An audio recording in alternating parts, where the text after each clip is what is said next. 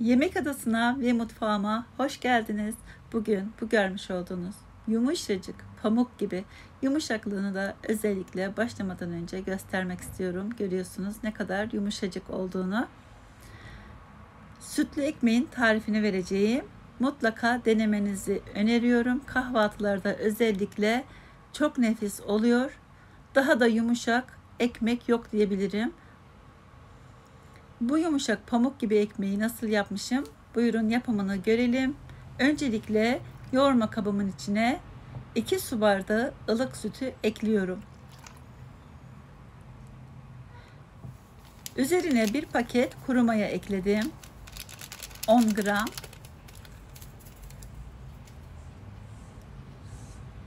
Bir tatlı kaşığı tuz ekledim.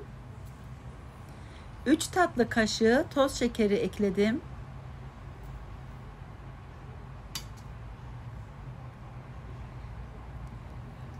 3 yemek kaşığı kadar zeytinyağı veya çiçek yağı kullanabilirsiniz. 2 adet yumurtanın sadece akını kullanıyorum. Sarılarını da üzeri için ayırıyorum.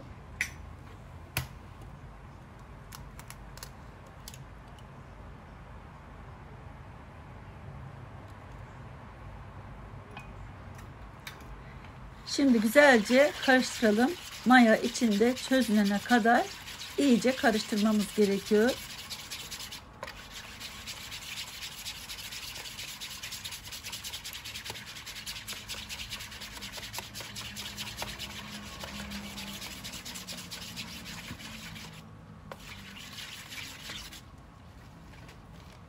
Şimdi üzerine alabildiği kadar un ekleyeceğim.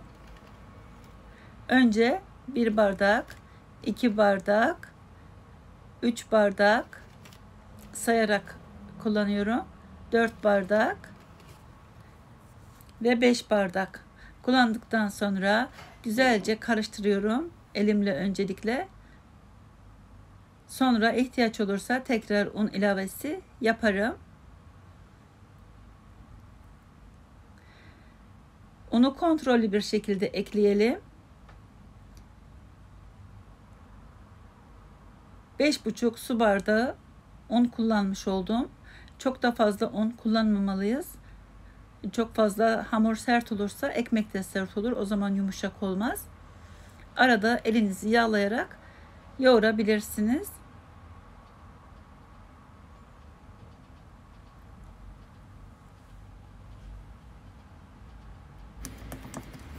Evet, şimdi mayalanması için ılık bir ortama bıraktım ve 20 dakika içinde hamur mayalandı. Şimdi bu şekilde havasını alıyorum. Maya kokmasın diye güzelce havasını aldım. Kek kalıbı kullanacağım. Bu şekilde kek kalıbını yağladıktan sonra elimde şöyle bezeler alıp yuvarlıyorum ve yerleştiriyorum kek kalıbına.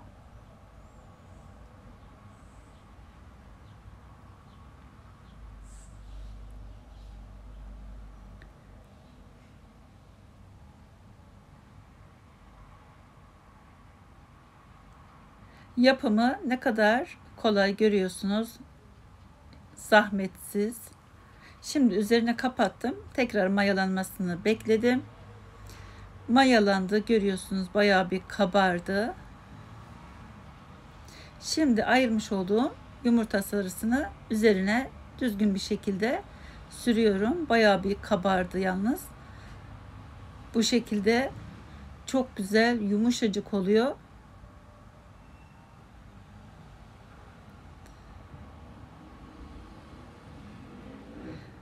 Dikkatli bir şekilde böyle söndürmeden yavaş yavaş yumurta sarısını sürelim.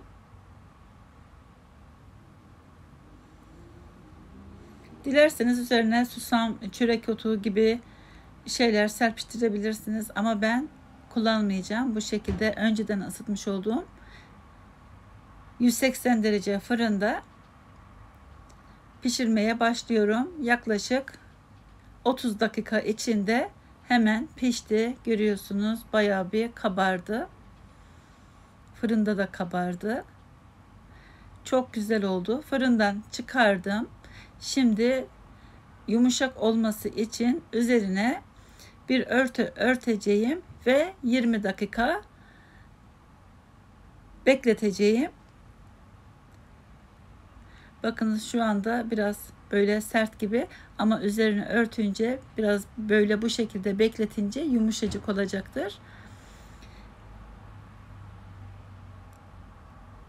Beklettim. Görüyorsunuz yumuşacık oldu. Fırından çıktığında üzeri sertti hafif. Ama şimdi bekletince yumuşacık. Bakınız daha yumuşak ekmek yok. Gerçekten en yumuşak ekmek tarifi budur diyebilirim. Şimdi dilimleyelim. Kahvaltıda gönül rahatlığıyla tüketebileceğiniz çok lezzetli, nefis sütlü ekmek tarifi oldu.